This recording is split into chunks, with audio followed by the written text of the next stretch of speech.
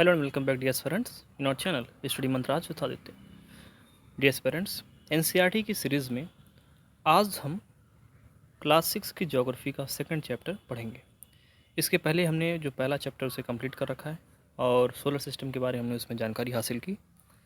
आज का जो हमारा ये चैप्टर होगा यह अक्षांश और देशांतर रेखाओं के बारे में होगा। इस चैप्टर का इम्पोर्टेंस कितना है आप इसे इस बात से समझें कि अगर आपको पृथ्वी पर किसी एक स्थान के बारे में बिल्कुल सटीक जानकारी चाहिए हो कि यह स्थान पृथ्वी पर कहाँ है, तो उस स्थान की जो जानकारी है वह आप अक्षांश और देशांतर रेखाओं की मदद से जान सकते हैं। फॉर एग्ज़ाम्पल, अगर आपको कहीं पर या फिर मिलिट्री को कहीं पे कोई ऑपरेशन करना है और मिलिट्री कभी भी उस जगह पर विजिट नहीं करी है, तो मिलिट्री को उस जगह से ज़्यादा जानकारी मिली नहीं है। लेकिन अब उनको पता है कि इस पर्टिकुलर जगह पर यह आतंकवादी संगठन या फिर कोई भी ऐसे व्यक्ति जो देश को हार्म पहुंचाने के बारे में सोच रहे हैं वो छुपे हुए हैं। तो मिलिट्री उस जगह के कोऑर्डिनेट्स, मतलब जो अक्षांश और देशांतर के जो नंबर होता है, जो डिग्रीज़ होता है उनका, उन डिग्री को वो जान जाएंगे अपने सैटेलाइट्स के माध्यम से, और फिर उसी जगह पर जहाँ पर अक्षांश और देशांतर रेखाएं एक दूसरे को काटेंगी, वहाँ पर ये डायरेक्ट पहुँच पाएंगे और अपने ऑपरेशन को अंजाम दे पाएंगे। इन सब चीज़ों को हम धीरे धीरे समझेंगे और साथ ही साथ हम ये भी जानेंगे कि अक्षांश और देशांतर, खास करके देशांतर रेखाओं का फ़ायदा हमें यह भी मिलता है कि हम जो विश्व के विभिन्न प्रकार के जो टाइम जोन हैं उनसे हम अपने टाइम जोन का तालमेल बिठा पाते हैं। और साथ ही साथ हम अपने देश में खुद के देश में भी दो स्थानों के बीच में अगर ज़्यादा टाइम गैप आता है तो उसमें भी हम सामंजस्य बैठा सकते हैं देशांतर रेखाओं के माध्यम से। तो इन सब चीज़ों के बारे में हम समझने का प्रयास करेंगे। आप सभी पृथ्वी वाला चैप्टर देख चुके हैं जिसमें सौरमंडल और पृथ्वी के बारे में चर्चा करी थी, और पृथ्वी के शेप से आप सभी वाकिफ़ हैं। देखिए, देशांतर रेखाएं और जो अक्षांश रेखाएं होती हैं ना, वो कुछ इस प्रकार से दिखती हैं। ओके, एक ग्रिड की तरह दिखेगा, एक जाल नुमा दिखेगा आपको। जो अक्षांश रेखाएं होती हैं वो हॉरिजॉन्टल होंगी, ऐसे चलेंगी, और जो देशांतर रेखाएं होंगी वो वर्टिकल होती हैं। ओके, इन चीज़ों के बारे में हम चर्चा करेंगे। अब हम बात करते हैं, पृथ्वी जो थोड़ी सी अपने अक्ष पर झुकी है, तो अगर इसे हमें डिनोट करना हो, कैसे पता चले कि पृथ्वी अपने अक्ष पर झुकी है, तो एक काम करते हैं, हम ग्लोब को देखते हैं। हमारे सामने यह एक ग्लोब है, और इस ग्लोब में आप ध्यान से देखें तो इस ग्लोब के बीचों बीच एक ऐसे सुई डाली गई है। एक समझ लें कि आप इसे एक लंबी सी रॉड पतली सी डाली गई है, और फिर उसी के सहारे इसको टिका दिया गया है, और फिर यह पृथ्वी झुकी हुई दिखाई देती है हमको। ऐसे ही पृथ्वी हमारी जो है ब्रह्मांड में, सौरमंडल में स्थित है, और ये इसी प्रकार से यह गति भी करती है, इसी झुके हुए शेप पर, जिसमें हम कहते हैं 23.5 डिग्री ये झुकी हुई है। अब देखिए, अब आपको लग रहा होगा कि जो पृथ्वी है वह तो अपने सूर्य के चारों तरफ चक्कर लगाती है और साथ ही साथ अपने अक्ष पर भी घूमती है। तो क्या यह पृथ्वी इसी जो सुई वाला जो इसका अक्ष है, क्या इसी के सहारे घूमती है? जी हाँ, बिल्कुल इसी के सहारे घूमती है। लेकिन जो ये सुई है ना, एज सच कोई चीज़ होती नहीं है, ये सिर्फ हमारी कल्पना है। हमने कल्पना में कह करके इसे एक समझाने के तरीके से हमने इसे इस प्रकार से डिनोट किया। असल में कोई भी सुई नहीं है, कोई अक्ष नहीं है, एक काल्पनिक अक्ष है, और उसी के चारों तरफ पृथ्वी अपने ही अक्ष पर घूर्णन करती है, और साथ ही साथ घूर्णन करते हुए यह सूर्य का परिक्रमा भी करती है। ओके, तो इस बात को आप समझ चुके होंगे।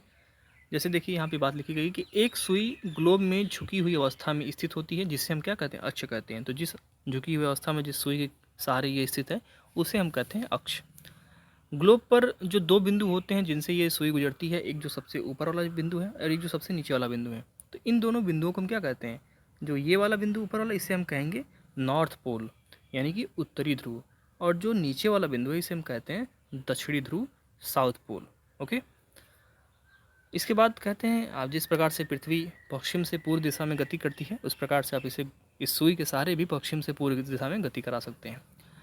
अब देखिए, यह जो जो रेखा होती है, जो इस प्रकार से ये दिखाई दे रही है आपको, एक अक्ष है, तो अगर आप देखा जाए इसको, तो इसको अगर हम इस ऐसे देखें तो ये दोनों को मिला दें तो हम देखते हैं कि जो पृथ्वी हमारी दो भागों में बढ़ जाती है। तो ये वाला जो कॉन्सेप्ट है ना, ये तो अगर आप पृथ्वी के चारों तरफ से इस प्रकार से घुमाएं तो ये देशांतर में आता है। इसको हम अभी आगे समझेंगे। लेकिन अक्षांश रेखाओं में भी एक वृत्त ऐसा बनता है जो पृथ्वी को दो बराबर भागों में बांटता है, पृथ्वी को दो अर्धवृत्तों में बांट देता है। एक उत्तरी गोलार्ध में बांटता है और एक दक्षिणी गोलार्ध में बांटता है। तो आइए उस चीज़ को भी हम समझने का प्रयास करते हैं। अब आप देखें इस चीज़ को, इसे हम कहते हैं विषुवत वृत्त कहते हैं। विषुवत वृत्त क्या है? जब पृथ्वी पे आप हॉरिजॉन्टल बिल्कुल इसे बीचों बीच एक ऐसे लाइन देखिए, डॉटेड जो लाइन है, इसे ऐसे खींचते हैं, तो जो ऊपर वाला हिस्सा है यहाँ से लेकर यहाँ तक, यह हिस्सा अगर आप पूरी तरीके से एक गेंद लें और गेंद को आप बिल्कुल बीच से काट दें, तो जो बीच वाला जहाँ से आप काट रहे हैं वो जो सर्कल बनेगा, वो जो वृत्त बनेगा, वो वृत्त कहलाएगा विषुवत वृत्त। और जो गेंद कटने के बाद जो उसका ऊपर का हिस्सा होगा उसे हम कहेंगे उत्तरी गोलार्ध। उसी प्रकार से पृथ्वी का जो ऊपर का हिस्सा होगा उसे हम कहेंगे उत्तरी गोलार्ध, और जो गेंद के नीचे वाला हिस्सा होगा उसे हम कहेंगे दक्षिणी गोलार्ध। ओके, अब एक चीज़ आप समझने का प्रयास करें। जैसे यह जो रेखा हमें विषुवत वृत्त दिखाई देती है, तो इसके ऐसा नहीं है कि सिर्फ यही एक अक्षांश रेखा है, इसको हम 0 डिग्री अक्षांश रेखा कहते हैं क्योंकि यहाँ से स्टार्ट होता है। तो विषुवत वृत्त जो कि 0 डिग्री अक्षांश रेखा है, ऐसा नहीं है कि एकमात्र अक्षांश रेखा है। इसके सहारे आप ध्रुवों की तरफ बढ़ते हुए कई सारे अक्षांश बनाते हैं, जैसे 20 डिग्री उत्तरी अक्षांश, 40 डिग्री उत्तरी अक्षांश, 50 डिग्री उत्तरी अक्षांश, 60 डिग्री उत्तरी अक्षांश। इस प्रकार से करते करते आप 90 डिग्री उत्तरी अक्षांश तक पहुँच जाते हैं। इसी प्रकार का जो कार्य है आप नीचे भी करते हैं, दक्षिणी गोलार्ध में भी करते हैं। 20 डिग्री दक्षिणी गोलार्ध दक्षिणी अक्षांश, 40 डिग्री दक्षिणी अक्षांश, 50 डिग्री दक्षिणी अक्षांश, उसी प्रकार से करते करते 90 डिग्री दक्षिणी अक्षांश, जो कि एक पॉइंट के रूप में है। जो 90 डिग्री दक्षिणी अक्षांश और 90 डिग्री उत्तरी अक्षांश है, ये दोनों ही एक पॉइंट के रूप में, एक बिंदु मात्र के रूप में है। तो ये दिखाते ये हैं कि जो अक्षांश रेखाएं बन रही हैं ये एक दूसरे के समानांतर हैं। एक दूसरे के जो अक्षांश वृत्त बन रहे हैं, जैसे 0 डिग्री वृत्त की बात करें अगर, और 20 डिग्री नॉर्थ जो हमारा एक वृत्त बन रहा है, सर्कल बन रहा है, उसकी बात करें तो ये दोनों ही एक दूसरे के समानांतर हैं। जैसे देखें आप यहाँ पे, ये देखिए ये वाली जो रेखा है और ये जो रेखा, ये दोनों ही एक वृत्त हैं। अगर इसे हम काट के निकाल लें तो दोनों ही वृत्त हैं और दोनों ही एक दूसरे के समानांतर हैं। ओके, और उसी प्रकार से आगे भी इसी प्रकार से एक दूसरे के समानांतर हैं। तो जो अक्षांश रेखाएं होती हैं वो एक दूसरे के क्या होती हैं? बिल्कुल समानांतर होती हैं। इनके बारे में खास बातें हैं। देशांतर रेखाएं समानांतर नहीं होती, उनके बारे में ये खास बातें हैं। तो दो इसमें डिफरेंस मिलते हैं हमें अक्षांश और देशांतर रेखाओं में। अब वही बात यहाँ पे कही गई है कि पृथ्वी के उत्तर में जो स्थित आधा भाग है उसे हम उत्तरी गोलार्ध करते हैं, और जो दक्षिण में स्थित आधा भाग है उसे हम दक्षिणी गोलार्ध करते हैं। ठीक उसी प्रकार से हमने बात करी विषुवत वृत्त से ध्रुवों की तरफ जब आप जाएंगे तो सभी समानांतर जो वृत्त हैं उनको अक्षांश रेखाएं या फिर अक्षांश रेखाएं या फिर समानांतर रेखाएं कहते हैं, और अक्षांश को हम अंश में मापते हैं। ओके, अंश के बारे में आप सभी जानते होंगे। अब एक चीज़ और इसमें समझने का हमें प्रयास करना चाहिए। जैसे अब हमें देखें कि अगर हमें देखना है कि ये जो पृथ्वी है पूरी हमारी, यह कितने डिग्री अक्षांश तक टोटल इसका है, तो आप सभी इस चीज़ से पूरी तरह से वाकिफ़ होंगे कि अगर आप किसी एक बिंदु से कुछ दूरी पर, ओके, जैसे वृत्त ड्रॉ करते हैं, आपने बचपन में वृत्त ड्रॉ किया होगा और आप जानते होंगे कि अगर आप किसी एक बिंदु को केंद्र मान करके कुछ दूरी से क्या करते हैं, चारों तरफ उसको घुमाते हैं, अगर रेखा बनाते हैं, तो वो जो एंगल बनता है वो 360 डिग्री का बनता है। वही चीज़ यहाँ पर भी है, इसमें कुछ नया नहीं है। अब जो फर्ज करिए कि यह जो वृत्त है पृथ्वी, मान लीजिए ये पृथ्वी है, थोड़ा सा मान लीजिएगा क्योंकि अभी थोड़ा सा स्टाइलस काम नहीं कर रहा है तो हम इसे हाथ से ही बनाने का प्रयास कर रहे हैं। अब मान लीजिए कि ये पृथ्वी है। ओके, पृथ्वी का ये जो है आपका विषुवत वृत्त वाला क्षेत्र है। ध्यान से देखिएगा। अब ये जो विषुवत वृत्त वाला क्षेत्र है, अगर देखा जाए जो उत्तर वाला जो हिस्सा, ये वाला जो हिस्सा है और जो ये वाला हिस्सा, दोनों उत्तरी गोलार्ध और दक्षिणी गोलार्ध कहेंगे इसे हम। ये 0 डिग्री है, उत्तरी गोलार्ध और दक्षिणी गोलार्ध। ओके, अब अगर हम कहें कि इस बिंदु से, ये केंद्र से लेकर के अगर उत्तरी गोलार्ध तक जाने में जो ये हिस्सा है, क्या यह हिस्सा पृथ्वी के पूरे गोले का 1/4 हिस्सा है? तो आप सभी कहेंगे हाँ, यह 1/4 है। और अगर इसको हम इसके साथ इसको मिला दें तो ये कह देंगे आप हाफ हिस्सा है। ओके, तो इससे यह पता चलता है कि ये 0 से लेकर 90 डिग्री जब उत्तरी ध्रुव तक आप जाते हैं तो ये 90 डिग्री तक हमें मिलता है। और उसी प्रकार से जब आप 90 डिग्री से लेकर फिर उस साइड दूसरे साइड में जब आप जाते हैं फिर 0 डिग्री वाले पे, तो फिर आपको 90 डिग्री और कवर करते हैं, तो टोटल आप 180 डिग्री कवर करते हैं। तो अभी आपने हाफ में 180 डिग्री कवर किया, तो बाकी का जो हाफ पार्ट है वो भी 180 डिग्री। इसका मतलब कि ये टोटल क्या है, 360 डिग्री। तो वही बात यहाँ पे कही जा रही है कि विषुवत वृत्त 0 अंश अक्षांश को दर्शाती है। जैसे हमने बात की विषुवत वृत्त जो है वो 0 डिग्री आपका है। ओके, इसके बारे में बात करी। चूँकि जो विषुवत वृत्त है इससे दोनों तरफ ध्रुवों के जो बीच की दूरी है वो पृथ्वी के चारों ओर के वृत्त का क्या है, 1/4 है। तो ध्रुव आपका अगर बात करें हम यहाँ पे, तो एक नॉर्थ में ये वाला हो जाएगा और साउथ में आपका ये ध्रुव हो जाएगा। तो इनके बीच की दूरी क्या बताई जा रही है, कह रहे हैं 1/4 है, तो 1/4 है। अब 360 डिग्री टोटल है, तो इसका 1/4 कितना हो जाएगा, 90 डिग्री। तो हम कह सकते हैं कि 0 डिग्री विषुवत रेखा से लेके जब हम उत्तरी ध्रुव तक जाते हैं या फिर दक्षिणी ध्रुव तक आ जाते हैं तो हम वहाँ पे 90 डिग्री तक का जो है डिस्टेंस को कवर करते हैं। ओके, तो यही बात यहाँ पे कही जा रही है कि 90 अंश उत्तरी अक्षांश उत्तरी ध्रुव को दर्शाता है। जब अक्षांश यहाँ पे 0 डिग्री अक्षांश से आप बढ़ते बढ़ते 1 डिग्री अक्षांश पे जाएंगे, फिर 2 डिग्री अक्षांश पे, फिर 5, 10, 20, 50 ऐसे करते करते आप जब यहाँ पे ऊपर बिल्कुल ऊपर पहुँच जाएंगे तो आप 90 डिग्री अक्षांश पर पहुँच जाएंगे। तो जो 90 डिग्री अक्षांश है उससे ही हम उत्तरी ध्रुव को कहते हैं। और जो हमारा इसी प्रकार जब नीचे आ पाएंगे तो जो 90 डिग्री दक्षिणी अक्षांश है उसे हम कहते हैं दक्षिणी ध्रुव। तो आपको उत्तरी ध्रुव और दक्षिणी ध्रुव इन दोनों की बातें समझ में आ गई होंगी। अब इसी प्रकार से हम देखें तो वृत्त के उत्तर की सभी समानांतर रेखाओं को उत्तरी अक्षांश कहते हैं। जो विषुवत वृत्त हमारा है जो 0 डिग्री है उससे जब आप उत्तर की तरफ जाएंगे तो जितनी भी समानांतर वृत्त समानांतर रेखाएं आपको दिखाई देंगी वो सारी ही उत्तरी अक्षांश कहलाएंगी। और अगर आप विषुवत वृत्त से नीचे की तरफ आते हैं यानी कि दक्षिण की तरफ जाते हैं तो जितनी भी आपको समानांतर रेखाएं या फिर समानांतर वृत्त दिखाई देंगे वो सारे ही दक्षिणी अक्षांश कहलाएंगे। तो ये बात भी आपको क्लियर हो गई होगी। इसे हम आगे भी इसका यूज देखेंगे कि इस प्रकार से इसका यूज होता है।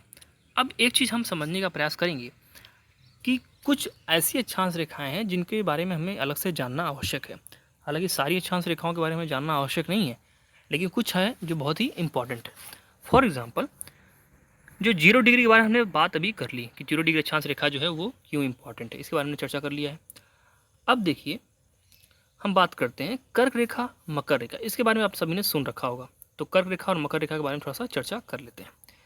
तो 0 डिग्री आपकी रही ये, और जब 0 डिग्री से आप उत्तर दिशा में जाएंगे तो जो 23.5 डिग्री उत्तरी अक्षांश होता है इसे हम कहते हैं कर्क रेखा। और अगर आप 0 डिग्री विषुवत वृत्त से आप दक्षिण की दिशा में आएंगे तो जो 23.5 डिग्री दक्षिणी अक्षांश रेखा है उसे हम कहते हैं मकर रेखा। अब आपके दिमाग में एक बात आ रही होगी कि आखिर ये मकर रेखा और जो कर्क रेखा है इनका निर्धारण कैसे हुआ, ये कौन कौन से कारण है जिसकी वजह से इनको यहाँ पर ही निर्धारित किया गया, क्यों नहीं इसको 30 डिग्री उत्तरी अक्षांश पे निर्धारित किया गया। ओके, क्यों नहीं कर्क रेखा को 50 डिग्री उत्तरी अक्षांश पे निर्धारित किया गया, क्यों नहीं मकर रेखा को 80 डिग्री दक्षिणी अक्षांश पे निर्धारित किया गया, ऐसा क्यों किया गया। तो देखिए उसके पीछे भी कारण है। आप सभी जानते हैं पृथ्वी अपने अक्ष पर झुकी हुई है और कुछ समय पृथ्वी का उत्तरी वाला हिस्सा बिल्कुल सामने होता है, उत्तरी जो ध्रुव होता है उस पर प्रकाश पड़ता है सूर्य का, और कुछ समय जो है पृथ्वी का जो दक्षिणी ध्रुव होता है उस पर प्रकाश पड़ता है। इनके बारे में हम बाद में चर्चा करेंगे, थोड़ा सा ये कॉम्प्लेक्स है, अभी इसको रहने देते हैं। पहले हम समझते हैं कि कर्क रेखा और मकर रेखा आखिर कैसे एग्जिस्ट करती है। अब फर्ज करें आप कि ये है आपका सूर्य। ओके, ध्यान से देखिएगा, अब ये सूर्य है तो सूर्य क्या करेगा, प्रकाश देगा।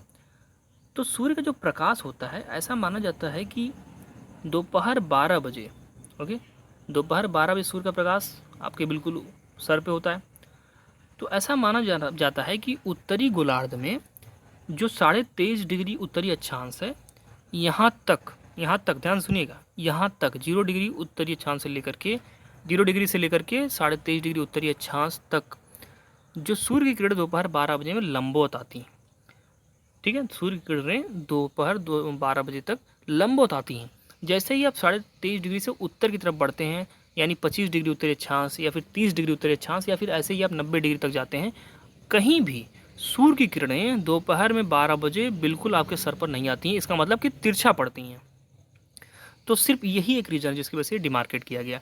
और वही चीज़ अगर हम दक्षिणी गोलार्ध में बात करें तो जो मकर रेखा है 23.5 डिग्री दक्षिणी अक्षांश पर, इस अक्षांश रेखा तक ही जो सूर्य की किरणें हैं वो दोपहर में 12 बजे बिल्कुल लंबवत पड़ती हैं। और इसके आगे आप अगर दक्षिण में जाते हैं, 30 डिग्री दक्षिणी अक्षांश पे जाते हैं, 40 डिग्री दक्षिणी अक्षांश पे जाते हैं या 90 डिग्री दक्षिणी बिंदु पर जाते हैं, तो आपका जो सूर्य का किरण है वो दोपहर में 12 बजे बिल्कुल आपके सर पर नहीं होगा, बल्कि वो तिरछा होगा, आपकी परछाई बनेगी।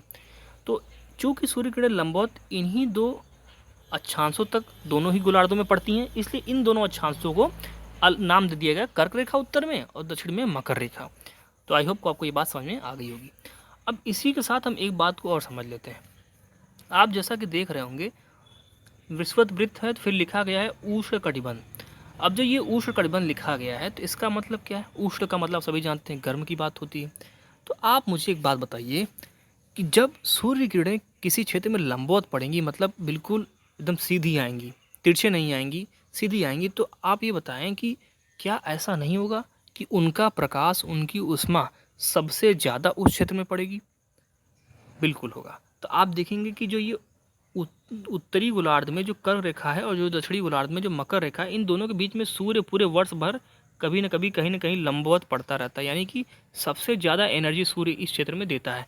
इसलिए इस क्षेत्र को हम कहते हैं कर्क सॉरी उष्णकटिबंधीय क्षेत्र कहते हैं। यहाँ पे बहुत ज़्यादा गर्मी होती है।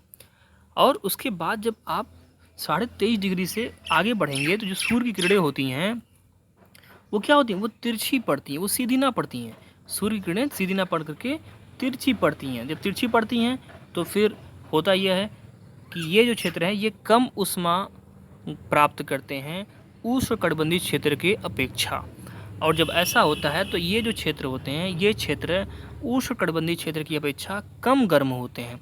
तो इसलिए हम इसे कहते हैं उत्तरी शीतोष्ण कटिबंध। शीत ओष्ण मतलब कि थोड़ा सा ठंड भी है और थोड़ा सा गर्म भी है, बहुत ज़्यादा गर्म नहीं है और बहुत ज़्यादा ठंड नहीं है।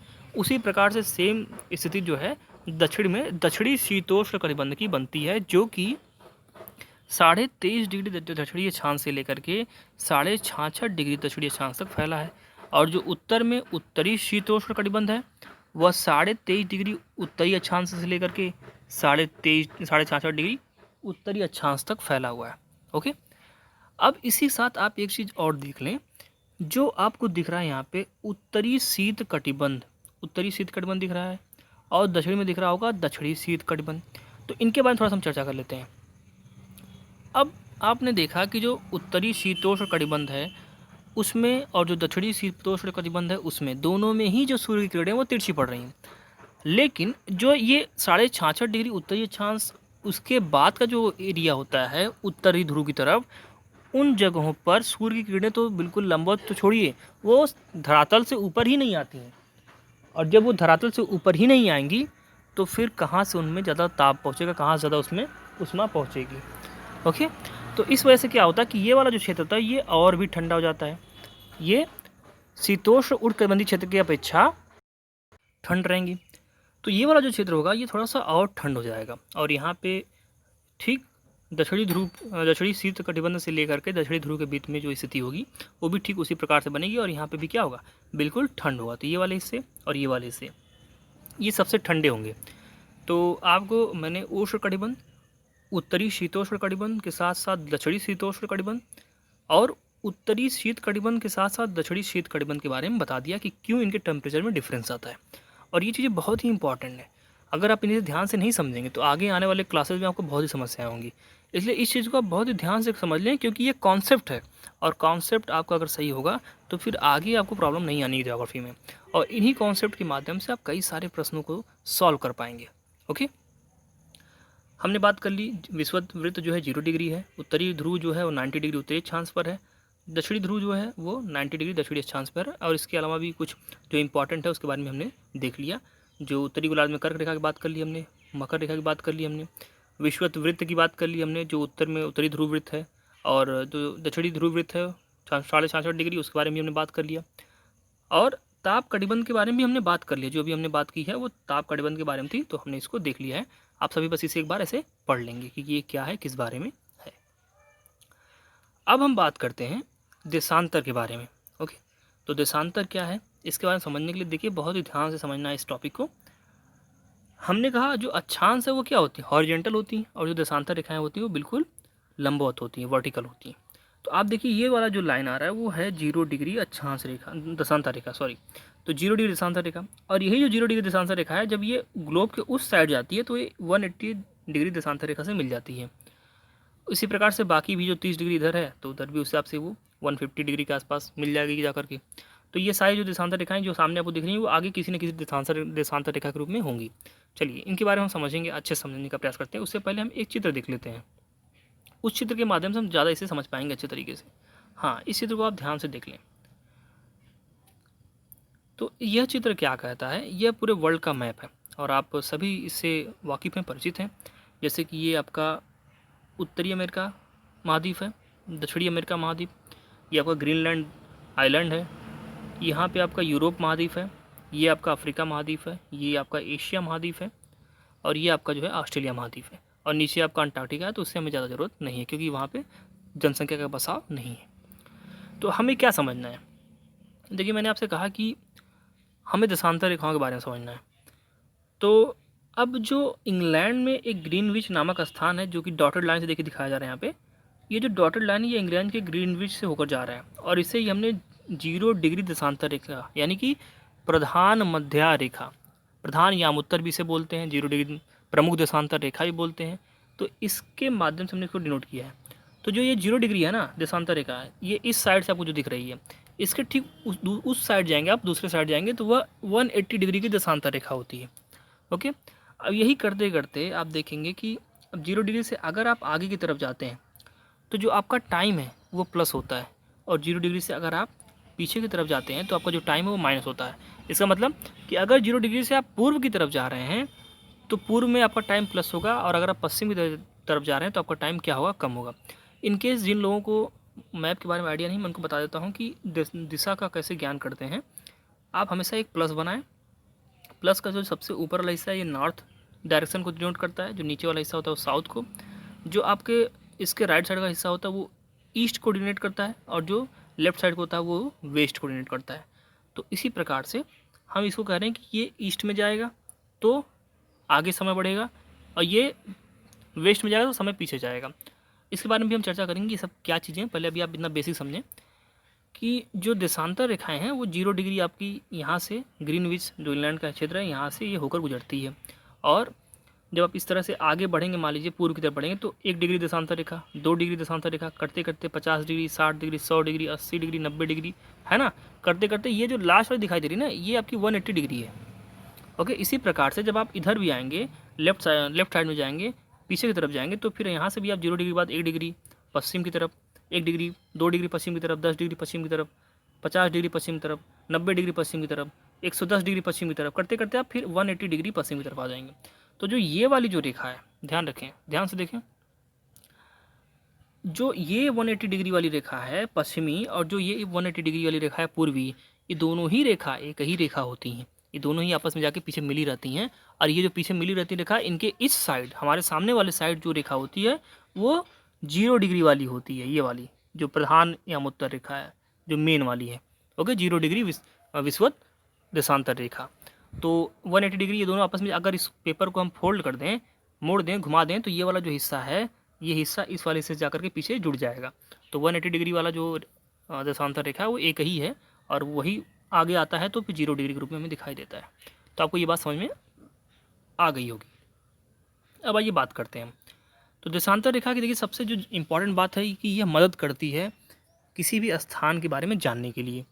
अब आपने यहाँ पे देखा कि 0 डिग्री से अगर हम आगे जाते हैं, यानी कि पूर्व की तरफ जाते हैं, तो हम कहते हैं पूर्वी देशांतर रेखा। देखिए आप लिखा है 0 डिग्री पूर्वी देशांतर रेखा, 60 डिग्री पूर्वी देशांतर रेखा, 90 डिग्री पूर्वी देशांतर रेखा, 120 डिग्री पूर्वी देशांतर रेखा। इसी प्रकार करते करते 180 डिग्री आ गया। अगर आप इससे बाएं तरफ जाते हैं तो आप 30 डिग्री पश्चिमी देशांतर रेखा, 60 डिग्री पश्चिमी देशांतर रेखा, 90 डिग्री पश्चिमी देशांतर रेखा, और 120 डिग्री पश्चिमी देशांतर रेखा, इस तरह से आप जाते हैं। तो पूर्व की तरफ मतलब पूर्वी देशांतर रेखा, पश्चिम की तरफ मतलब पश्चिमी देशांतर रेखा। फायदा क्या है देशांतर रेखाओं का? यह किसी स्थान की स्थिति को बताने के लिए उस स्थान के अक्षांश के अतिरिक्त कुछ और जानकारियों की भी आवश्यकता होती है। तो वो जो अक्षांश के अलावा जो जानकारी चाहिए होती है वो होता है देशांतर रेखा के बारे में। तो जब आप अक्षांश और देशांतर दोनों रेखाओं के बारे में जान जाते हैं तो फिर उनका जो इंटरसेक्शन पॉइंट होता है, जहाँ पर अक्षांश रेखा और देशांतर रेखा एक दूसरे को कट करते हैं, वही जो पॉइंट होता है उसी पॉइंट को हम कहते हैं कि ये व्यक्ति की स्थिति है, या फिर किसी जगह का ये पॉइंट दिया होगा कि यहाँ पे ये जगह स्थित है। तो इसी चीज़ को हम समझने का प्रयास करते हैं। आइए अब इसे ध्यान से समझिएगा, बहुत ही थोड़ा सा टेक्निकल है, लेकिन एक बार समझ जाएंगे तो कभी ये भूलने वाला नहीं। तो हुआ यह कि जो अक्षांश रेखाएं आप सभी जानते हैं कि ये समानांतर हैं, और ग्लोब पर आप देखेंगे तो उत्तर दक्षिण की तरफ दक्षिण दिशा में फैली हैं ये, और ये एक दूसरे के समानांतर हैं। लेकिन जो देशांतर रेखाएं हैं वो क्या है? देशांतरी यामोत्तर की लंबाई समान होती है, लंबाई समान होगी। अच्छा, जो लंबाई होती है देशांतरी रेखाओं की वो समान होती है, क्योंकि सारे ही जो सर्कल बनेंगे वो सारे एक दूसरे से मिल जाते हैं। आगे जैसे 0 डिग्री आपका 180 डिग्री से मिल जाएगा, 1 डिग्री आपका 179 डिग्री से मिल जाएगा, 2 डिग्री आपका 178 डिग्री से मिल जाएगा। इस प्रकार से करते करते सारे एक दूसरे से मिले रहते हैं। तो इनकी लंबाई तो सेम होती है, लेकिन जो अक्षांश रेखाएँ होती हैं जो 0 डिग्री विषुवत रेखा है उसका सबसे बड़ा होगा, और जो 23.5 डिग्री कर्क रेखा का बनता है वो छोटा होगा अपेक्षाकृत। उसी प्रकार से 70 डिग्री उत्तरी अक्षांश रेखा वो सब और छोटी होगी, और जो 90 डिग्री उत्तरी अक्षांश रेखा वो तो बिल्कुल पॉइंट के रूप में है। तो यही काम दक्षिणी गोलार्ध में भी होगा। तो अक्षांश रेखाओं की जो लंबाई होती है वो घटती बढ़ती रहती है, लेकिन देशांतर रेखाओं की लंबाई एक समान रहती है। तो अब क्या हुआ कि अक्षांश रेखाओं से भिन्न सभी देशांतर रेखाओं की यामुत्तर की लंबाइयाँ समान होती हैं, इसलिए इन्हें सिर्फ मुख्य संख्याओं में व्यक्त करना कठिन था। ओके, सभी देशों ने निश्चय किया कि ग्रीनिच एक जगह है जहाँ ब्रिटिश राज की वेधशाला है, उस जगह से जो गुजरने वाली यामोत्तर रेखा है उसे क्या कर दिया जाए, कह दिया जाए कि ये यामोत्तर जो रेखा है इससे पूर्व और पश्चिम की ओर गिनती शुरू की जाएगी, और इस यामोत्तर रेखा को हम प्रमुख यामोत्तर रेखा कहेंगे जिसका मान 0 डिग्री होगा। अभी हमने इसके बारे में चर्चा करी। और यहाँ से 180 डिग्री पूर्व की तरफ और 180 डिग्री पश्चिम की तरफ गणना करेंगे। तो जो प्रमुख यामोत्तर और जो 180 डिग्री यामोत्तर मिल करके पृथ्वी को दो भागों में बांटते हैं समान रूप से। एक तो पूर्वी गोलार्ध हो जाएगा पूर्व की तरफ, और जो पश्चिम वाला हिस्सा रहेगा उसे हम पश्चिमी गोलार्ध कहेंगे। वही चीज़ हमने यहाँ पे देखी है। और देखिए 0 डिग्री ये यामोत्तर हो गया आपका सामने दिखाई दे रहा है। इसकी जो इस साइड है जो पूर्वी गोलार्ध है, और इस साइड जो है पश्चिमी गोलार्ध है। जिस प्रकार से जो विषुवत वृत्त था वह उत्तरी गोलार्ध और दक्षिणी गोलार्ध में किसी भी एक जो पृथ्वी थी उसको बांट रहा था, उसी प्रकार से जो दशांतर है, जो प्रमुख यामोत्तर है, वो पूर्वी गोलार्ध और पश्चिमी गोलार्ध में बांटता है। और मैंने आपको बताया कि 180 डिग्री जो पूर्वी और जो 180 डिग्री पश्चिमी यामोत्तर है वो दोनों ही एक ही रेखा है। ओके, और वो दोनों ही आगे सामने की तरफ 0 डिग्री से मिलती हैं। तो ये चीज़ हमने देख ली। तो आपको अब ये चीज़ समझ में आ गया होगा कि देशांतर रेखाएं क्या हैं और अक्षांश रेखाएं क्या हैं। इसका देखिए जो मेन चीज़ है वो इसका एक एप्लीकेशन है। उन एप्लीकेशन को जब समझेंगे तो हमारे दिमाग में इनकी जो इमेज होगी वो और ज़्यादा क्लियर हो जाएगी, उसको हम तब और अच्छे से समझ पाएंगे। क्या वो एप्लीकेशन है इसके बारे में हमने देखा अभी कि इसका क्या यूज़ है। अभी इसको हम वापस फिर एक बार इस पर आएंगे हम, और इसके माध्यम से हम चर्चा करेंगे। अब देखिए देशांतर और समय का जो आपस में तालमेल है, इसके माध्यम से एक बहुत ही इंटरेस्टिंग चीज़ आती है सामने। जैसे अगर मैं आपसे कहूँ कि आपके देश का जो स्टैंडर्ड टाइम है वो क्या है, तो आप सभी कहेंगे जो स्टैंडर्ड टाइम आपके देश का वो 82.5 डिग्री जो पूर्वी देशांतर रेखा है उसके माध्यम से निर्धारित होता है। तो आपने कहा कि भाई जो इलाहाबाद की नैनी से जो 82.5 डिग्री पूर्वी देशांतर रेखा गुजरती है वही हमारे देश का जो है मानक टाइम निर्धारित करती है, और उसी के माध्यम से हमारे देश में बाकी जगहों पर टाइम सेट कर लिया जाता है। ओके, तो वो चीज़ कैसे होती है और उस चीज़ के बारे में कैसे आपको पता हुआ कि आपका जो टाइम है वो बाकी विश्व से मिलता जुलता रहे, इस वजह से आपने वही रेखा चुनी है, कैसे इन सब चीज़ों के बारे में आपने जाना, इन सब चीज़ों को समझने का हम प्रयास करेंगे। देखिए सबसे अच्छी बात तो ये है कि समय को मापने का सबसे अच्छा जो साधन है वो पृथ्वी, चंद्रमा और ग्रहों की गति है। ये पहले की बातें होती थी। ओके, सूर्योदय होता है फिर सूर्यास्त होता है, तो आप सभी जानते हैं कि भाई सूर्योदय हुआ मतलब पूरा दिन हमें मिलने वाला है, सूर्यास्त हुआ मतलब कि पूरी रात हमें मिलने वाली है। तो इससे आप जान जाते हैं कि ये दिन कब होगा, रात कब होगी, इससे आपको अंदाज़ा लग जाता है। ओके, और उसी प्रकार से हुआ यह कि अब जो पृथ्वी है तो पृथ्वी के आप जानेंगे कि हमेशा ही सारे ही भाग में तो उजाला रहता नहीं है। पृथ्वी के कुछ भाग में उजाला रहेगा, कुछ भाग में अंधेरा रहेगा, क्योंकि पृथ्वी का सारा ही भाग हमेशा ही सूर्य के सामने होता नहीं है। कुछ हिस्सा सूर्य के सामने रहता है तो आधा हिस्सा उसका सूर्य के पीछे रहता है। यानी कि अगर ये सूर्य है और ये पृथ्वी है, तो अगर सूर्य का प्रकाश जा रहा है ऐसे, तो सूर्य का जो प्रकाश जाएगा वो पृथ्वी के इस हिस्से को उजाले में रखेगा, और जो आपका पीछे वाला जो हिस्सा होगा यह हिस्सा तो अंधेरे में रहेगा। जब ये बाद में पृथ्वी गुणन करते हुए ये वाला हिस्सा आगे आ जाएगा, तो जो ये वाला हिस्सा ये अंधेरे में आ जाएगा, और फिर ये दूसरा वाला हिस्सा उजाले में आ जाएगा। तो कहने का तात्पर्य यह है कि हर समय पृथ्वी पर आधे हिस्से में उजाला होता है और आधे हिस्से में अंधेरा होता है। तो अब यह समझना अगर कि कब किस हिस्से में उजाला होगा और कब किस हिस्से में अंधेरा होगा, अगर ये समझा जाए तो इसे समझने के लिए हमें देशांतर रेखाओं को अच्छे से स्टडी करना पड़ेगा। ये बात करते हैं, ध्यान से समझने का प्रयास करेंगे, जरा सा भी अपना ध्यान भटकने ना देंगे, क्योंकि एक बार अगर इसे समझ गए आप तो ये हमेशा याद रहेगा और क्वेश्चंस भी इससे आते हैं। पृथ्वी आप सभी जानते हैं कि पश्चिम से लेकर पूर्व की तरफ चक्कर लगाती है। ओके, तो वे स्थान जो हमारा ग्रीनविच जो लंदन में स्थित है उसके जो पूर्व में है, ओके, उनका समय ग्रीनविच समय से आगे होगा, और जो पश्चिम में है उनका समय ग्रीनविच समय से पीछे होगा। कैसे, इसके बारे में हम चर्चा करते हैं। अच्छा बताइए आप सभी कि पृथ्वी 24 घंटे में अपने अक्ष पर घूम जाती है पूरा, और कितना घूमती है, टोटल घूम जाती है, इसका मतलब 360 डिग्री घूमती है। ओके, अब अगर 24 घंटे में 360 डिग्री पूरा घूम जाती है तो वो एक घंटे में कितना डिग्री घूमेगी, तो आप एक घंटे में निकालने के लिए आप 360 को डिवाइड कर देंगे 24 से। जब आप डिवाइड करेंगे तो आपको दिखेगा कि 1 घंटे में वो 15 डिग्री घूम जाती है। और जब 1 घंटे में 15 डिग्री घूमेगी तो अगर हम ये निकाल लें कि 1 डिग्री में कितना टाइम ले रही है, 1 डिग्री घूमने में कितना टाइम ले रही है, तो 1 घंटे का मतलब 60 मिनट। तो 60 मिनट को अगर हम 15 डिग्री से डिवाइड कर दें, 15 से डिवाइड कर दें, तो हमें दिखेगा कि 4 मिनट आ रहा है।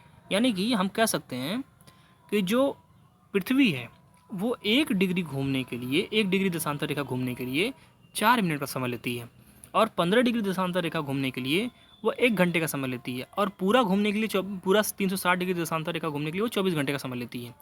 तो अब ये चीज़ आप इस इक्वेशन को आप ध्यान रखें कि 15 डिग्री अगर पृथ्वी घूमती है, 15 डिग्री देशांतर रेखाओं को पार करती है, तो कम से कम 1 घंटा टाइम लेती है, और अगर 1 डिग्री देशांतर रेखा को पार करती है तो 4 मिनट का टाइम लेती है। इसे आप बिल्कुल ध्यान रखें। अब इसे इस प्रकार से समझें। मान लीजिए कि ये आपका जो हिस्सा है ये है 0 डिग्री, यानी कि प्रमुख यामोत्तर रेखा, ये ग्रीनविच, लंदन के ग्रीनविच से होकर गुजर रहा है। तो अभी हमने कहा कि जो पूर्व की तरफ समय होगा वह समय क्या होगा, आगे होगा, और जो पश्चिम की तरफ इसके समय जाएगा वह पीछे होगा। तो अब मान लीजिए कि कोई एक स्थान है जो 0 डिग्री देशांतर रेखा से पूर्व में है, और यह 45 डिग्री देशांतर रेखा पर स्थित है। ओके, 45 डिग्री देशांतर रेखा पर स्थित है। अब आपसे यह पूछा जा रहा है कि आप बताइए कि जो ये 0 डिग्री देशांतर रेखा है, ओके, इसके समय अगर मान लीजिए कि इस समय दोपहर का 12 बज रहा है 0 डिग्री देशांतर रेखा पर, दोपहर का क्या बज रहा है, 12 बज रहा है, तो उस समय जो 45 डिग्री जो पूर्वी देशांतर रेखा है उस पर क्या समय हो रहा होगा, अगर ये प्रश्न पूछ लिया जाए तो आप कहेंगे चूँकि 0 डिग्री देशांतर रेखा पर 12 बज रहा है, और जो पूर्व में स्थित जो 45 डिग्री देशांतर रेखा है जिसके बारे में हमें बताना है, तो ये 0 से लेकर 45 डिग्री तक का जो डिस्टेंस है, तो हम देख रहे हैं कि 45 डिग्री जो डिस्टेंस है इसे हम देखें अगर, तो 15 डिग्री में हमारा 15 डिग्री घूमने में हमें 1 घंटा लगता है पृथ्वी को, तो 45 डिग्री जाने में 15 त्या 45, तो हमें 3 घंटा टाइम और क्या होगा, बढ़ गया होगा हमारा टाइम। तो अगर यहाँ पे 12 बज रहा है तो यहाँ पे समय हमने कहा कि आगे निकल जाता है। अगर आप पूर्व की तरफ जाते हैं 0 डिग्री देशांतर से तो समय आपका आगे चला जाता है, और अगर पश्चिम की तरफ जाते हैं तो समय आपका पीछे चला जाता है, समय कम हो जाता है। तो अब जब हम 0 डिग्री में हमारा 12 बज रहा है दोपहर का, और 45 डिग्री हम पूर्व की तरफ हमें समय निकालना है, तो हम जानते हैं कि 45 डिग्री का मतलब 3 घंटा, 15 डिग्री में 1 घंटा टाइम लगता है, तो 45 डिग्री में 3 घंटा। तो हम 12 बजे में 3 घंटा क्या कर देंगे, ऐड कर देंगे, यानी कि जो दोपहर का 12 बज रहा है ग्रीनविच पर, तो 45 डिग्री पूर्वी देशांतर रेखा पर वह बजेगा दोपहर का 3 बजेगा, 3 PM। बोलिए, 12 बजे दोपहर से 3 घंटे आगे। अगर यही चीज़ हम कह दें कि हमें पश्चिम की तरफ, पश्चिमी देशांतर 45 डिग्री पश्चिमी देशांतर रेखा है, और उस पर हमें बताना है कि अगर दोपहर में ग्रीनविच पर 12 बज रहा है दोपहर का, तो 45 डिग्री पश्चिमी देशांतर रेखा पर उस समय क्या समय हो रहा होगा। तो आप फिर देखेंगे कि 0 से लेकर के 45 डिग्री जो ये पूरा डिग्री घूम रहा है, तो 45 डिग्री का घूमने में कितना टाइम लगेगा, 15 डिग्री में 1 घंटा, तो 45 डिग्री में 3 घंटा। तो 3 घंटा टाइम क्या होगा, कम हो जाएगा, क्योंकि ये पश्चिम की तरफ हो रहा है बात। तो पश्चिम की तरफ जाएंगे 3 घंटा कम होगा। तो अभी दोपहर के 12 बज रहे हैं, यानी कि 3 घंटा इसमें कम कर दीजिए, तो सुबह के 9 बज जाएंगे। यहाँ पे सुबह के क्या बज जाएंगे, 9 बज जाएंगे 45 डिग्री पश्चिमी देशांतर रेखा पर। और अगर आप ये पूर्वी में रहते हैं तो सुबह के 9 बज करके, बल्कि दोपहर के 3 बज जाएंगे, क्योंकि वो पूर्व की तरफ है, और पूर्व की तरफ जाने पर समय आपका बढ़ जाता है, और पश्चिम की तरफ जाने पर समय कम हो जाता है। तो यही बात थी जो हमें समझने की थी सबसे ज़रूरी। अगर ये बात देखिए आपको समझ नहीं हो तो आप वीडियो को फिर से प्ले करिएगा, लेकिन मुझे उम्मीद है कि आपको ये बात समझ में आ गई होगी। अब आइए कुछ बातें हम देख लेते हैं इस जो बुक है उसमें क्या लिखा गया है। हालांकि हमने समझ लिया सारी चीज़ों को। ये कहते हैं कि देखिए 24 जो पूरी पृथ्वी होती है वो 24 घंटे में अपने अक्ष पर 360 डिग्री घूम जाती है, हमने बात कर ली। तो 1 घंटे में वो 15 डिग्री घूमेगी, और 4 मिनट में 1 डिग्री घूमेगी। ओके, तो इसको भी आप ध्यान रखेंगे, इस चीज़ को आप जरूर ध्यान रखेंगे। इस प्रकार जब ग्रीनविच में दोपहर के 12 बजेंगे, तब ग्रीनविच से 15 डिग्री जो पूर्व का जो हिस्सा होगा, पूर्व का, तो 1 घंटा बढ़ जाएगा। पूर्व में क्या होगा, समय क्या होगा, 15 गुणे 4। 15 गुणे 4 का मतलब कि 15 डिग्री घूम रहा है, तो 1 डिग्री में 4 मिनट घूम रहा था, तो 15 डिग्री में कितना घूमेगा, 60 मिनट। ओके, तो आप 15 चौको 60 कर दिए इन्होंने, और फिर कहा कि 60 मिनट मतलब 1 घंटा। तो अब ग्रीनविच से जो समय होगा उसका 1 घंटा आगे हो गया, यानी कि वहाँ पे दोपहर का 1 बज रहा होगा। और वही काम अगर ये पश्चिम की तरफ कर देते हैं तो 1 घंटा पीछे कर देंगे, तो दोपहर का जो ग्रीनविच में 12 बज रहा था, तो वहाँ पे उस जगह पर सुबह का 11 बजेगा।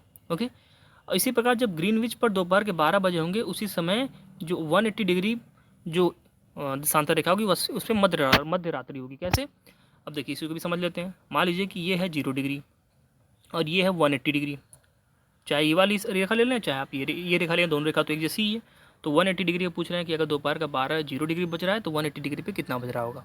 तो इसके बारे में अगर हम बात करें तो देखिए 180 डिग्री को 15 से डिवाइड करिए तो आप देखेंगे 15 1 जा 15 और 15 2 जा जो है कितना आ जाएगा 30। तो ये हो गया आपका 12 आवर्स। इट मीन्स टोटल जो है 12 आवर्स लगेगा टाइम। और यहाँ पे बज रहा है दोपहर का 12।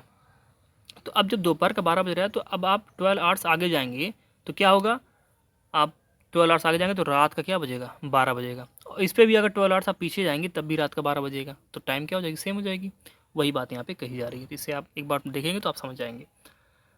कहते हैं कि किसी भी स्थान पर जब सूर्य आकाश में अपने उच्चतम बिंदु पर होता है तो दोपहर में उस समय घड़ी के दिन में 12 बजते हैं। और इस प्रकार जो घड़ी के द्वारा दिखाया गया जो समय होता है उसे स्थानीय समय कहते हैं उस स्थान का।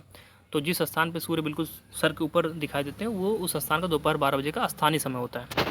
अच्छा, अब आपको अगर कहीं थोड़ा सा डाउट हो रहा हो सकता है आपको थोड़ा डाउट हो कि ये पूर्व की तरफ जाने पर समय क्यों बढ़ जाता है और पहले उजाला क्यों हो जा रहा है। जैसे मान लीजिए ये सूर्य है, ओके। अब सूर्य अपना प्रकाश देगा और ये है आपकी पृथ्वी, ठीक है। आप सभी जानते हैं पृथ्वी पश्चिम से पूर्व की तरफ जाती है, पश्चिम से पूर्व की तरफ गति करती है। तो अब ये देखिए पश्चिम से पूर्व की तरफ यानी कि ऐसे गति करेगी, ये इधर जाएगी। तो जो ये वाला हिस्सा पूर्व वाला होगा ये इसका पहले आएगा ना सूर्य के ग्रेड के सामने, और जो ये वाला हिस्सा ये बाद में आएगा। तो इसीलिए जो ये समय होता है अगर दोपहर में 12 बजे ग्रीनविच पर जो है 12 बज रहा है तो जो 45 डिग्री पूर्वी देशांतर रेखा होगी वहाँ पे 3 बजेगा, क्योंकि इधर वाले हिस्से पे सूर्य का प्रकाश पहले आ चुका है और अब जा कर के ये 0 डिग्री पे पहुँचा है। और जो पीछे वाला जो पश्चिमी वाला हिस्सा होगा वहाँ पे तो अभी सूर्य का प्रकाश पहुँचा ही नहीं, इसलिए वहाँ पे वो क्या होगा, बिल्कुल मतलब सुबह होगा, अभी लंबवत सूर्य का प्रकाश नहीं होगा। तो इसी वजह से क्योंकि पृथ्वी पश्चिम से पूर्व दिशा में गति करती है, इस वजह से जो पूर्वी दिशा में है वहाँ पे उजाला पहले होता है और जो पश्चिमी दिशा है उसमें उजाला बाद में होता है। बस इतनी सी बात है। तो ये भी बात आपको समझ में आ गई होगी। अब देखिए भारत के बारे में बात करते हैं तो भारत के बारे में सभी जानते हैं कि 82.5 डिग्री जो पूर्वी देशांतर रेखा है ये हमारी मानक समय रेखा है। जैसे आप देखिए ये गुजर रही है आपकी इलाहाबाद के नैनी से। जो भारत का देशांतरी विस्तार है वो 68 डिग्री पूर्वी देशांतर से लेकर के 97 डिग्री पूर्वी देशांतर तक है। अब बात करते हैं, देखिए जो भारत में गुजरात का द्वारिका वाला क्षेत्र, ये वाला क्षेत्र, और असम के डिब्रूगढ़ का जो स्थानीय समय है उसके बीच में जो अंतर पड़ता है लगभग 1 घंटा 45 मिनट का पड़ता है, ओके। क्योंकि आप जब यहाँ से 68 डिग्री से और 97 डिग्री के बीच का जो आप अंतर निकालेंगे तो आप देखेंगे कि यहाँ से आप मान लीजिए 70 हो गया तो टोटल 29 डिग्री का अंतर आ रहा है। तो 29 डिग्री का अगर हम देखें तो 1 डिग्री में 4 मिनट टाइम लगता है, तो 29 डिग्री में कितना टाइम लगेगा, 4 9 जा 32, सॉरी 36, और 3 बच गया तो 4 2 जा 8, 8 + 3 तो 160। तो इस प्रकार से कह सकते हैं कि 1 घंटा, अब इसे कैलकुलेट कर लेंगे, 1 घंटा लगभग 16 आवर्स, ओके। तो हमें ये दिखाई देता है कि 1 घंटा और लगभग 16 आवर्स। तो हमें थोड़ा सा एग्जैक्टली ये जो दिया हुआ टाइम जो आपका देशांतरी विस्तार है ये एग्जैक्ट नहीं है, तो इससे पॉइंट में और भी होते हैं। तो आप ये मान चलें कि लगभग पौने दो घंटा लगभग टाइम लग जाता है। तो अब ये पौने 2 घंटा जो टाइम है, इस टाइम के माध्यम से आप देखेंगे कि अगर मान लीजिए आपको गुजरात में आप रह रहे हैं और किसी भी सरकारी दफ्तर के खुलने का समय जो है वो सुबह के 9 बजे है, ओके। और एक बंदा जो रह रहा है आसाम के डिब्रूगढ़ में, देखिए ये डिब्रूगढ़ की बात की गई, तो आसाम के डिब्रूगढ़ में जब एक बंदा रह रहा है 9, तो उसके भी सुबह उठने का टाइम तो क्या हो गया 9 बजे, मतलब ऑफिस खुलने का टाइम 9 बजे हो गया। तो दोनों के ही ऑफिस खुलने का टाइम तो 9 बजे है। तो जो ये आसाम वाला बंदा होगा ये ऑफिस जो खुलेगा तो ये 9 बजे जब खुलेगा तो उस टाइम इसके यहाँ धूप बहुत ज़्यादा हो जाएगी, ओके। टाइम भले 9 बज रहा होगा लेकिन असल में वहाँ का समय क्या होगा, 11 बज रहा होगा, क्योंकि बहुत ही ज़्यादा अंतर होगी, अंतर 2 घंटे का होगा गुजरात वाले टाइम से। और गुजरात में सुबह 9 बजे जब ये दुकान खोलने जाएंगे तो उस समय देखा जाए तो बल्कि सुबह के 7 बजे जैसी वाली फीलिंग आएगी कि सुबह का भी 7 ही बज रहा है। तो बहुत ही सुबह इनको लगेगा और इनको बहुत ही दोपहर लगेगी। तो उसी प्रकार से जब ये ऑफिस से वापस आने का टाइम होगा तो इस समय इनको काफ़ी रात लगेगा वापस आने में, और इनको जो है सुबह बहुत ही सुबह जाएंगे और बहुत ही जल्दी वापस आ जाएंगे। तो बहुत ही एक अजीब लगेगा कि दोपहर में सूर्य यहाँ तक आ गया और अभी तक मुझे ऑफिस जाने का टाइम नहीं हुआ, असम वाला सोचेगा। और गुजरात वाला सोचेगा कि भाई अभी तो एकदम सुबह अभी उठे ही हैं सो करके, तब तक ऑफिस जाने का टाइम हो गया। तो ये थोड़ा सा इसे कम करने के लिए, इस तरह की समस्याओं से निपटने के लिए हम क्या करते हैं, एक ऐसी समय रेखा बनाते हैं, मानक समय रेखा, जो क्या करता है कि एक औसत लेता है और जिसमें बहुत ज़्यादा अंतर टाइम से नहीं आता है। ओके, अब इस तरह से अगर हम 82.5 डिग्री बना देते हैं तो बीच वाला हिस्सा आ गया। तो अब इससे आप देखेंगे कि कितना अंतर आएगा, मुश्किल से अंतर आएगा आपका लगभग 40-45 मिनट का। तो 40-45 मिनट का जो डिफरेंस आता है वो तो मैनेज किया जा सकता है, तो उससे बहुत ज़्यादा अंतर नहीं आता है। तो ये सुविधा के लिए जो है इसे हम एक मानक समय रेखा में बांट देते हैं भारत को, क्योंकि भारत की चौड़ाई थोड़ा ज़्यादा है तो 2 घंटे का डिफरेंस ज़्यादा हो जाएगा, इसलिए हमने क्या किया, एक मानक समय रेखा की यहाँ पे निर्माण कर दिया। हालांकि अभी बात हो रही है कि 2 मानक समय रेखा कम से कम हो और इस गैप को और कम किया जाए। तो देखते हैं इसके बारे में क्या होता है। तो कहा यह जाता है कि जो मानक समय रेखा है वो 82.5 डिग्री है भारत की। और आप देखेंगे कि यह इसलिए आवश्यक है कि देश के मध्य भाग से होकर गुजरने वाली जो किसी यामोत्तर रेखा के स्थानीय समय मान को देश का मानक समय माना जाए। तो हमने 82.5 डिग्री पूरी देशांतर को मानक समय रेखा मान लिया जाए। तो ये बातें यहाँ पर लिखी गई हैं और इसे भारत का जो है मानक समय कहते हैं। तो इसके बारे में भी आप चीज़ों को जान सकते हैं। जैसे इसमें एक और एग्जाम्पल के माध्यम से समझाया गया है कि कबीर भोपाल के निकट एक छोटे से नगर में रहता है और वह अपने मित्र आलोक से कहता है कि वे लोग आज रात्रि में नहीं सो पाएंगे। और भारत एवं इंग्लैंड के बीच में एक क्रिकेट मैच लंदन में दोपहर 2 बजे अपराह्न यानी कि 2 बजे दोपहर में हो रहा है। अर्थात भारत के समय अनुसार वो 7:30 बजे शुरू होगा। अब कैसे 7:30 बजे शुरू होगा, आप इसे देख लें, 7:30 बजे शाम को शुरू होगा, ठीक है, क्योंकि भारत का समय आगे है, तथा देर रात्रि में समाप्त होगा। तो आप जानते हैं कि ये जो चीज़ होती है, तो भारत वाले समय जो मैच देखेंगे वो शाम को देखना स्टार्ट करेंगे और रात तक देखते रहेंगे। और लंदन में जो सब देखना स्टार्ट करेंगे तो वो दोपहर से देखेंगे और शाम होते होते उनका मैच कंप्लीट हो जाएगा। तो ये डिफरेंस क्यों आता है, इसी वजह से आता है। भारत में जो ग्रीनविच के पूर्व में 82.5 डिग्री पूर्वी में स्थित है। इस वजह से आप देखेंगे कि लंदन से जो यहाँ का समय का डिफरेंस होता है वो 5.5 घंटा का होता है। तो 5 घंटा और 30 मिनट ये क्या होता है, समय आगे होता है। तो अगर लंदन में ग्रीनविच पे अगर दोपहर का 12 बज रहा है तो भारत में उस समय शाम का 5:30 बजेगा, क्योंकि भारत का समय 5.5 घंटा आगे है। अगर आप इसे कैलकुलेट करना चाहें तो कैलकुलेट कर सकते हैं। जैसे इसे हम कर लेते हैं अभी कैलकुलेट, क्योंकि सीसेट अभी भी है। तो अब मान लीजिए कि ये 0 डिग्री आपका है। ओके, अब 0 डिग्री से ये 82.5 डिग्री आपका है। तो 82.5 डिग्री की बात अगर हम करें तो इसे हम पहले सिंप्लीफाई कर लेते हैं। जैसे हम करते हैं इसे 15 के मल्टीपल में देखते हैं। तो 15 5 जा कितना हो जाएगा आपका 75। तो 15 5 जा 75। तो आप देख रहे हैं कि जो 5 जा रहा है इसका मतलब कि 5 घंटे ये हो गए आपका। ओके, 15 5 जा 75 मतलब 5 अब जा मतलब 5 घंटे ये आपके हो गए। और उसके बाद 75 के बाद कितना बच गया है आपका 82 और हाफ में से अगर 75 को माइनस करेंगे तो आपको 7.5 आएगा। तो 7.5 क्या है, 15 का हाफ है। तो 15 का हाफ मतलब कि 15 का मतलब एक घंटा, 15 डिग्री का मतलब 1 घंटा, तो 7.5 डिग्री का मतलब हो गया आधा घंटा। तो 5 घंटा और 30 मिनट। तो इस चीज़ को आप देखेंगे कि 5 घंटा 30 मिनट जो समय है वो ग्रीनविच से भारत का आगे रहेगा, भारत के मानक समय रेखा का।